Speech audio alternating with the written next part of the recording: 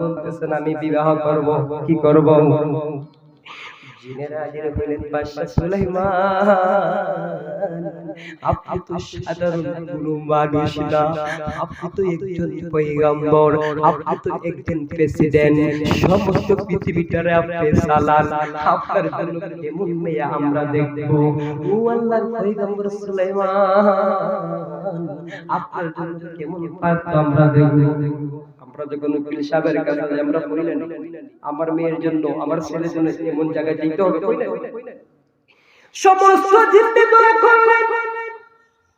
উনার একটা জিন ছিল সবসময় উনার কাছে থাকতেন, উনাকে দায়িত্ব দিলেন, তোমার দায়িত্ব দিলাম, আপনার জন্য কেমন মেয়ে আমরা দেখব, কেমন মেয়ে হতে হবে?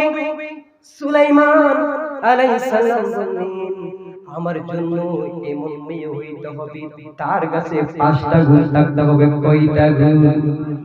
আর জোরে বলেন। সুলাইমান বলেন জিনেরা রে,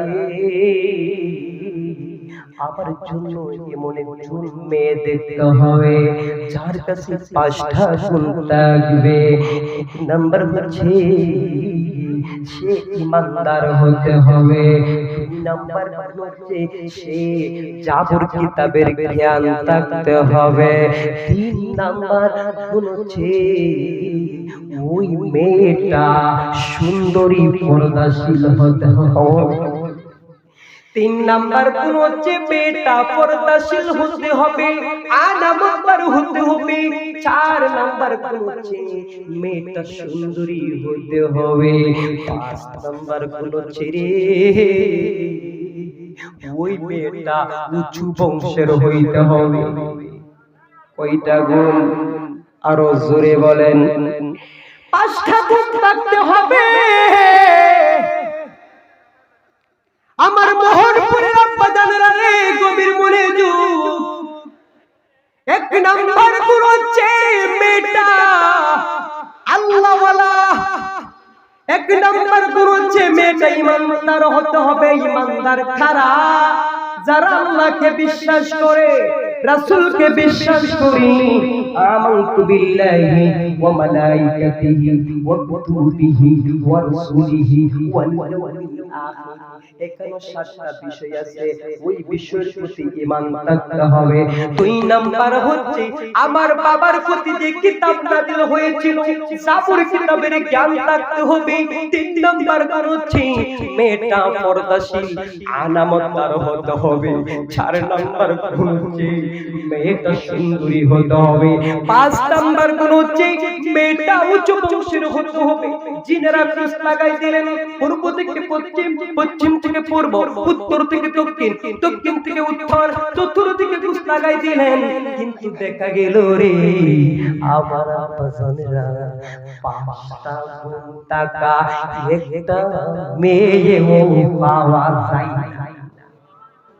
বংশ অনেক বড় কিন্তু জাবর কিতাবের জ্ঞান নাই। টাকা সে পয়সা সে অনেক সুন্দর কিন্তু জাবর কিতাবের জ্ঞান নাই। কি নাই? আবার মিলে কিন্তু দেখা গেল মেয়েটা পর্দাশীল না, আনামত না, অনেক দিন হইয়া গেল। সালাম বললেন কিরি জিনেরা, তোমাদের কথা আমি বলছিলাম আমি বিবাহ করব, তোমরা কি আমার সন্তান পাও নাই? আমার যোগ্য পাত্রী কি তোমরা এখনো পাও নাই? জিনেরা বলল আল্লাহর পয়গম্বর সাইয়্যিদিনা সুলাইমান নবী গো, কেমনে পাইব? কারণ আপনি তো বলছেন মেয়ের কাছে 5টা গুণ থাকতে হবে। ও নবী, নবী গো, নবী গো, কিন্তু আমরা তো 5টা গুণওয়ালা কোন মেয়ে পাই নাই। কেমনে কেমনে আমরা আলাপ নিয়ে যাই? নবী গো, ও নবী গো, মেয়ের সন্তান আমরা পাইছি। ওই মেয়েটার 7টা গুণ আছে, একটা গুণ নাই। ওই মেয়ের বংশ হচ্ছে ছেলের বংশ।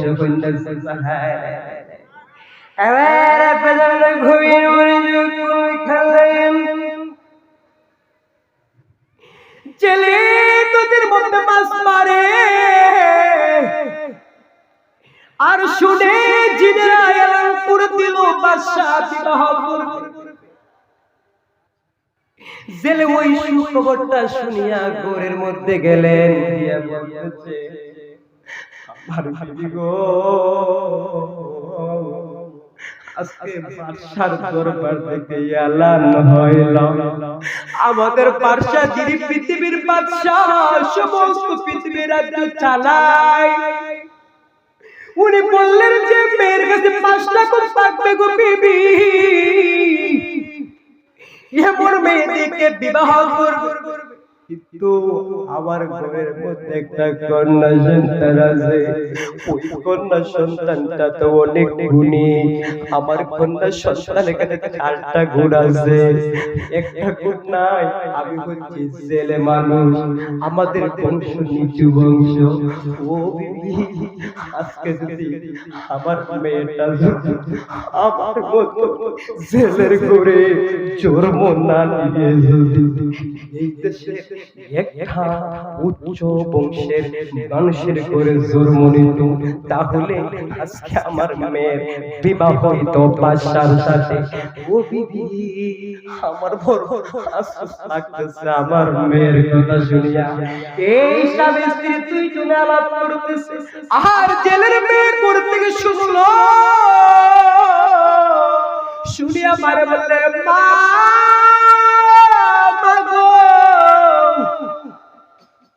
আমার বাবা তোমার সাথে গুনগুন গুনগুন শুনে কি মারলো। বাবা রে বাবা তোর প্রশংসা করলো, তুই তো অনেক আল্লাহওয়ালা, তোর তো সাবুর কিতাবের জ্ঞান আছে, তুই তো অনেক সুন্দরী রে মা, কিন্তু একটা গুণ না থাকার কারণে তোর কপালটা ভালো না। ছেলের মেয়ে বলে মা গুণ আমার কাছে নাই বলো না, বাবু গুণটার কারণে আমার কপাল ভালো না। ছেলের স্ত্রী বলতেছে বাবারে, তোর চরিত্র কোনো অপরাধ নাই, তোর চলাচরিত্র কোনো অপরাধ নাই, একটা গুণ নাই রে মা, তুই আমার মতন জেলের ঘরের মধ্যে তুই জন্ম নিয়াও মারে। এইভাবে ঘটনা আমাদের দেশের বাদশা বিবাহ করবে, যিনি হচ্ছে আল্লাহর পয়গম্বর নবী। মারে তোর কাছে 4টা গুণ আছে, একটা গুণ নাই, আমরা নিচু বংশ। এই কথা শুনিয়া সুলাইমান নবীর কাছে ওই জেলের মেয়ে চিঠি লিখলেন, চিঠি লিখিয়া বলতেছেন আল্লাহর পয়গম্বর সুলাইমান,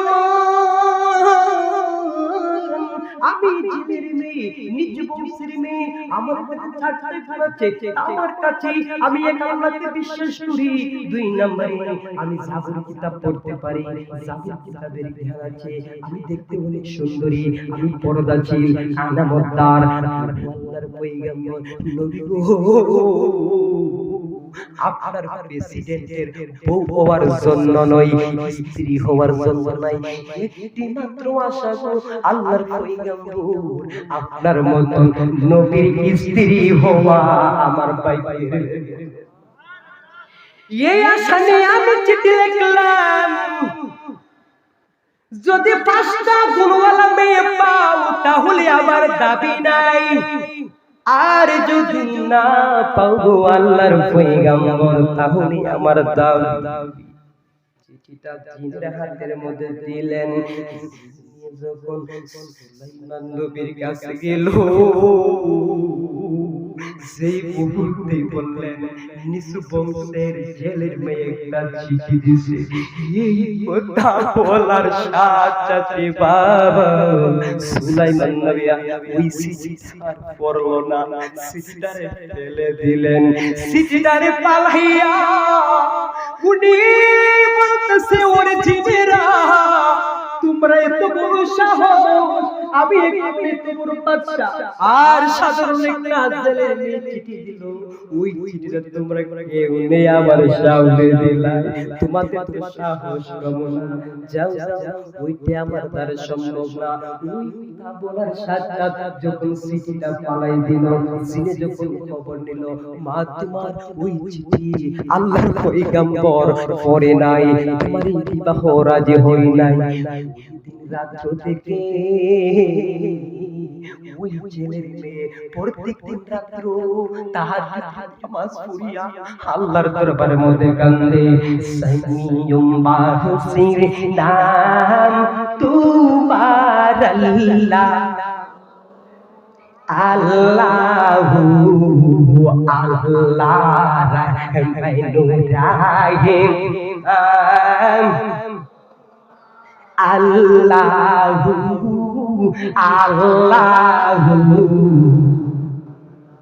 আমি বান্দা গুনাহগার,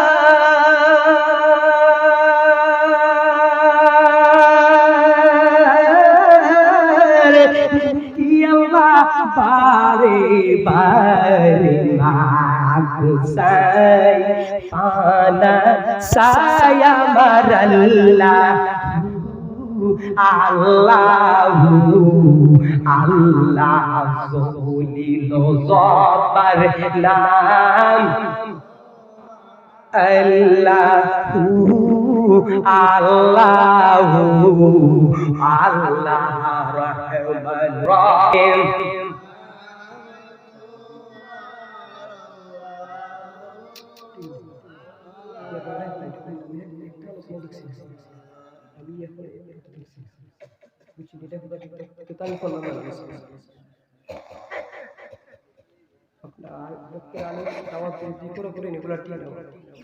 যাই হোক সমস্যা নাই, 10 মিনিট আলোচনা আমি যে আয়াত তেলাওয়াত করেছি এই আয়াতের আলোচনা করি। আচ্ছা বাবারা বলো, শেষ করে দিব? এবারে বেজন্য ঘুমিয়ে উঠে ওই দেখি সুলাইমান আলাইহিস সালাম যখন চিঠি পড়লেন না, সুলাইমান আলাইহিস সালাম যখন চিঠিটা পেলে দিলেন, আমার আল্লাহ বলেন সুলাইমান তুই অহংকারী হইয়া গেলে। সুলাইমান আলাইহিস সালাম বলেন তুমি অহংকারী হয়ে গেলে, তোমাকে পরীক্ষা করতে হবে। কি করতে হবে? পরীক্ষা করতে হবে। আল্লাহ পাক রব্বুল আলামিন ওই সুলাইমান আলাইহিস সালামের পরীক্ষা সৃষ্টি করে দিলেন। আমার আল্লাহ দিতে পারে, নিতে পারে, নিতে পারে, আল্লাহ দিতে পারে আবার নিতে পারে। কে? সবকিছুর মালিক কে? ওই তো মান তাশাউ ওয়া তুযিল্লু মান তাশাউ বিয়াদিকাল খায়রু ইন্নাকা আলা কুল্লি শাইইন কাদির। আমার আল্লাহ ইজ্জত দেন ওয়ালা নেওয়া সবকিছুর মালিক কে? আর জোরে বলে আমার আল্লাহ পরীক্ষা করা শুরু করে দিলেন। সুলাইমান তুমি আমার ভান্তির চিনো নাই, জানো নাই, চিঠি দিল তুমি অহংকারী করিয়া, তুমি চিঠিটা পড়লা না, জমিনের মধ্যে ফেলে দিলাই, তোমার নবুয়ত রাখবো কিন্তু তোমার পরীক্ষা করব না। সুলাইমান নবী হাজতে যাইবে, ওনার ঘনিষ্ঠ যে জিন সবসময় ওনার কাছে থাকতেন, ওনার কাছে ডাক দিলেন, বলতেছেন আমি হাজতে যাব, আমার আংটিটা তোমার কাছে আনামত রাখবো না। আল্লাহু আকবার। আমার বেজন্ডা ঘমিন মনিজিদ সুলাইমান আলাইহিস সালাম এই রাজত্ব চালানোর পর একটা শয়তান জিন সুলাইমান আলাইহিস সালামের এই ক্ষমতা দেখে উনি চিন্তা করছে কোন দিন জানি আমি ওই সুলাইমানকে সরাইয়া আমি ওই রাজত্ব চালাইব। যখন দেখলেন উনি হাজতে গেলেন, আংটিটা রাখার পর সঙ্গে সঙ্গে ওই শয়তান জিন সুলাইমান আলাইহিস সালামের সুরত ধরিয়া উনি ওই যার কাছে আংটিটা রাখছিলেন উনারে গিয়ে বলতেছে ভাইজান, উনারে গিয়ে বলতেছে ওরে আমার পারাদার, আমার মেহেরবানি করে আমার আংটিটা আমার দিয়ে দে, আমি হাজতে চাইতেছিলাম কিন্তু কবর পাইলাম হুবহু আমার চেহারা, হুবহু আমার মতন একটা শয়তান জিন আমার সুরত ধরে আমার রাজ দরবারে দৌড়াদৌড়ি করতেছে, আমি হাজতে যাব না, মেহেরবানি করে আমার আংটিটা আমার দিয়ে দে। আপনারা এই কথা যিনি বলতেছে শয়তান জিন বলতেছে, সুলাইমান নবী বলেন শয়তান জিন, শয়তান জিন উনার চুল ধরলেন, তুরিয়া কে বলতেছে আমার আংটিটা দিয়ে দাও, আংটিটা নিয়ে গেলেন, আংটিটা নেওয়ার পর সুলাইমান নবী হাত করিয়া দেখেন, পুজি করিয়া যখন আংটির কুদে নিয়ে আইলেন, আংটি নাই, আংটি নাই, আংটি নাই। সুলাইমান নবী যখন আংটি বুঝলেন, ওই চিন্তা হইতেছে আই হাই এই মুহূর্তের ভিতরে আমার বাদশা সুলাইমান বললেন উনার চেহারার মতো হুবহু চেহারা নেই, একটা শয়তান জিন দরবারে দৌড়াদৌড়ি করতেছে। আসলে তো ঘটনা কি, তাহলে তো আমার আপনার আংটি তো বাদশা আংটি দিয়া গেছে, তাহলে বুঝতে লাইছি যে শয়তান জিন মানে আপনি। এস লাগছে পেছ লাইকে গেছে। সুলাইমান বলে কি বলো, আমি তো হাজতে গেলাম তোমার দ্বারা আংটি দিয়া। বলেন কিতা কইতাছো, গিয়া দেখো আমরার বাসা তো সিংহাসনের মতো বসা, ইয়া দেখে রে হুবহু উমার উনার পোশাক, হুবহু উনার চেহারা, হুবহু উমার মতো লম্বা, সব মধ্যে একই চেহারা, একই চেহারা। হায় হায় হায় হায় কি হলো, উনি সিংহাসনে বসিয়া ভাষণ দিতেছে, ইয়া আমার ফাদার, ইয়া আমার দিনারা, শুনো শুনো শুনো, আমার চেহারা নিয়ে এই রাজ দরবারের মধ্যে একটা শয়তান জিন আমার আংটি নেওয়ার জন্য দৌড়াদৌড়ি করতেছে। বলার সময় সুলাইমান সামনে হাজির হইয়া গেছে, সঙ্গে সঙ্গে শয়তান জিন দেখাই দিছে, দেরি হইল না, দেরি হইল না, দেখাই দেখো আমার চেহারা নিয়ে ওই শয়তান জিন হাজির হইয়া গেছে, তোমরা ঠিক কইরো, তারে মারো, তারে পিটাও, তারে মারো, তারে পিটাও, তারে ধরো, তারে আমার রাজ দরবার থেকে বিদায় করে দাও। সুলাইমান নবী বলে আল্লাহ বুঝলাম না, উনি কি বলবো ভাই, আমি চাই সুলাইমান নবী বলে আল্লাহ বুঝলাম না কি সবাই লাট নিয়ে যখন হাজির হইল, সুলাইমান নবী বলে আমি তোমাদের নবী, আমি তোমাদের বাদশা। এরা বলতে কোন পরীক্ষা হয়ে যাবে কে শয়তান কে বাদশা, আমরা জানি আমাদের বাদশারা তুই একটা আংটি আছে, কি আছে, আরো জোরে বলেন কি আছে। তাকায় দেখো ওই আংটি তো সুলাইমান নবীর হাত না, ওই আংটি যিনি সিংহাসনে বসা উনার হাত। এখন কোন হারে বাদশা হইব, হারে হইব যারা তো আংটি তারে তো বাদশা হইব। তারা যখন দেখতেন যিনি সিংহাসনে বসা তার হাত আংটি, সবাই সুলাইমান নবীকে মারা শুরু করে দিল।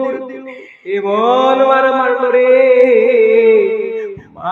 মারতে মারতে সুলাইমান নবীকে বেহুশ করে দিল। সুলাইমান নবীকে মারতে রাজ্য সারাইয়া সেই নদীতে ওই জেলে মাছ মারতো, ওই নদীর মধ্যে সুলাইমান নবী ফেলে আসছে। জেলে আইলো মাছ মারতো, আয়া দেখে গো এত সুন্দর চেহারা ওনার জীবনে আর কোনদিন দেখে নাই। সুন্দর চেহারা একটা জীবন বালুর মধ্যে পড়ে রয়েছে, নদীর ছড়ার মধ্যে পড়ে রয়েছে, সমস্ত শরীরে রক্ত লাগাল। ওই ছেলে ওই নবীকে সুলাইমান নবীর হুশ করলেন, পানি দিলেন, হুশ দিল। হুশ ফেরার পর বলতেছেন, বাবা তোমার বাড়ি কোথায়? সুলাইমান নবী বলে, এখন যদি আমি হই, আমি তোমাদের বাদশা সুলাইমান, তাহলে তো আমার কথা বিশ্বাস করবে না। এখন কি করি? কিন্তু নবীরা তো মিথ্যা কথা বলতে পারে, মিথ্যা কথা বলতে পারে না। নবীরা হিকমত কাটায়। সুলাইমান নবী হিকমত কাটাইলেন, বলতেছেন, ভাই আমার মাথার মধ্যে প্রচন্ড আঘাত পাইছি, আমি এখন বলতে পারবো না, আমার শরণ হইতেছে না, যদি পারো আপনার বাড়ির মধ্যে আমারে নিয়ে যান। আল্লাহর পয়গম্বর সুলাইমান আলাইহিস সালাম ওই জেলের সাথে বাড়িতে চলে গেলেন। বাড়িতে যাওয়ার পর জেলের সাথে একদিন নই, দুই দিন নই, এক বছর ওই জেলের সাথে মাছ মারলে। যখন সুলাইমান নবীকে নিয়ে মাছ মারে যায়, জেলের তো ব্যবসা ভালোই চলছে, অনেক মাছ ধরা দেয়, মাছ ধরা দেয়। এক বছর পরে সুলাইমান নবী বললেন, আমার এখন বিদায় দিয়ে দাও, আমি চলে যাব। ওই জেলে বলতেছে, বাবারে তোরে তো বিদায় দিয়ে দেব, তোমার কাছে আমার একটা প্রশ্ন, বাবারে আমার বাবা তোমার কাছে আমার একটা দাবি। কি দাবি বলেন তো? এক বছর আপনার বাড়ির মধ্যে আমি ছাত্রী কাটলাম, এক বছর আপনার বাড়ির মধ্যে রইলাম, আমার কাছে আপনার কি দাবি? বাবা আপনার কাছে আমার একটা দাবি, আমার ঘরে একটা কন্যা সন্তান আছে, তুমি জানো নি? বলে, না না না, কেমনে জানবো? কারণ আমি তো এক বছরের ভিতরে আপনার ঘরের মধ্যে মানুষ দেখতে চাই, শুধু আপনার সাবিত্রী ছাড়া কোনো মানুষ দেখি নাই। বাবা তুমি কেমনে দেখবা? আমার ঘরের মধ্যে এমন একটা কন্যা আছে রে, ওই কন্যা আমি বাবা ভালো করে দেখি নাই, ওই কন্যা কোনদিন পুরুষকে দেখে নাই, পুরুষকে দেখে নাই। বাবারে বাবারে, তোমার মতন একটা সন্তানটা আমি পাইছিলাম, তোমার মতন একটা মানুষটা আমি পাইলাম, বাবারে মেহেরবানি করিয়া যদি আমার কন্যাটার তুমি বিবাহ করো, তাহলে আমার একটা বড় সারাই হয়ে যাবে। সুলাইমান নবী বললেন, এখন কি করি, কি করে? আল্লাহ তুমি আমারে কি বানাইলা, এখন কি করি? বড় মুশকিলে পড়ে গেলাম। সুলাইমান আলাইহিস সালাম বলেন, ঠিক আছে বিবাহ আয়োজন করো। বিবাহ হইলেন, কি হইলেন? বিবাহ হইলেন। ওই দিকে রাজ্যের অবস্থা ভালো না, ভালো না। ওই শয়তান জিন জিনিসপত্রের দাম বেশি নেই, মানুষের সাথে অন্যায় করে, আর সবাই বলাই আমাদের বাচ্চার কি হইল, অন্যার বিচার করে, গরিবদের বিচার করে না, সত্যের বিচার করে না। কি হলো, কি হলো, কি হলো, কি হলো? সুলাইমান নবীর কাছে সবসময় যে চিন্তা থাকতো, ওই চিন্তার বুঝতে বাকি হইল না। আই আই আই আই, কি হইল রে? ওই বাদশা তো আমাদের বাদশা নয়, এইটা শয়তান জিন ছাড়া কেউ না। উনি পুই জ্বালাইছে রে, আপনাদের কবির না। ওইদিকে সুলাইমান আলাইহিস সালাম, সুলাইমান আলাইহিস সালামের বিবাহের জন্য আয়োজন চলছে। বিবাহ হলেন, বিবাহ হওয়ার পর সুলাইমান নবীর আবার মাছ মারা গেলেন ছেলে। মাছ মারা যখন গেলেন, ওই ওই ওনার ঘনিষ্ঠ বন্ধু জিন যেটা ছিল, ওই জিনটা শয়তান বাদশাটারে মারামারি শুরু করে দিলেন। মারতে মারতে মারতে মারতে রাজ্য থেকে দৌড়াইতে দৌড়াইতে দৌড়াইতে দৌড়াইতে দৌড়াইতে দৌড়াইতে রে বাবা জানলা ওই নদীর মধ্যে চলে আইলো। নদীর মধ্যে আসার সাথে শয়তান জিনের হাত থেকে আংটিটা পড়ে, আংটিটা যখন পড়ে গেল, পড়ে যাওয়ার মুই আংটিটা নদীর একটা বড় মাছ খায়ালাইছে আল্লাহু আকবার নদীর একটা বড় মাছ যখন আংটিটা খায়ালাইলো কাওয়ার সাথে বাবা নদীর যত মাছ আছে মাছের সাথে মাছ জিন্দে ঘুরে নদীর মাছ ওই মাছের পিছে ওই দিকে তেলে জাল পাতলো ওই বড় মাছ জালের মধ্যে আটকিল ওই জেলে মাছ যখন বড় মাছ যখন আটকে গেল রে ওই মাছের পিছনে যত মাছ আছিল রে বাবা সমস্ত মাছ তো জালের জেলে হইতাছে আপনার বাইক বলতে আমি জেলে কইতেছে এটা কি হলো আজকে কি হলো এত মাছ কিভাবে আসলো যাই হোক আল্লাহ কি মেহেরবান দেখেন মাছ উঠলেন উঠার পর নতুন স্বামী তো নতুন মেয়ের জামাই সব মাছ বিক্রি করলেন আর যে মাছটা সবচেয়ে বড় ছিল